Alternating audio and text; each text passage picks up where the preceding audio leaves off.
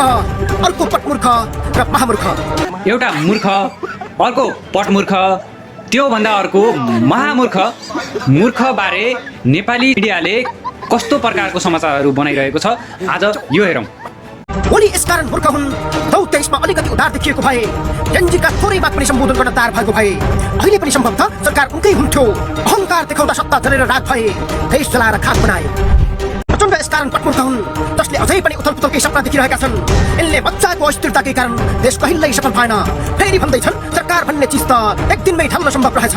चारैतिरबाट घेरा हाल्नु, सडकमा लड्ने, आउने निर्वाचनबाट लड्ने, चारैतिरबाट घेरा हाल्ने सिकाएको त उनीहरूले छन्। एकै दिनमा उल्ट्याउन सकिँदो रहेछ भन्ने त उनीहरूले सिकाएको छन् नि हामीलाई। अनि देउबा यसकारण महामूर्ख हुन्, यिनी काबिल छैनन् भन्ने कुरा राजाकै पालामा पुष्टि भएको थियो। तत्कालीन राजा ज्ञानेन्द्र शाहले असक्षम घोषित गरी अपदस्थ गरे। जेनजी विद्रोहमा रक्तम्य हुने गरी कुदाइ खाएका एकमात्र नेता हुन्। अहिले आएर भन्दैछन् राजा ज्ञानेन्द्रले सकेन, अरूले सक्छ यहाँ।